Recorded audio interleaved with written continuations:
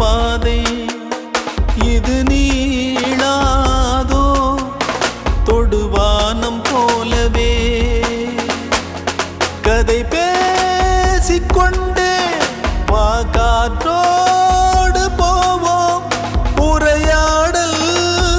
தீர்ந்தாலும் உன் மௌனங்கள் போதும் இந்த புல் பூண்டும் பறவையும் நாமும் போதாதா இனி பூலோகம் முழுதும் அழகாய் போகாதா முதல் முறை வாழ பிடிக்குதே முதல் முறை வெளிச்சம் பிறக்குதே முதல் முறை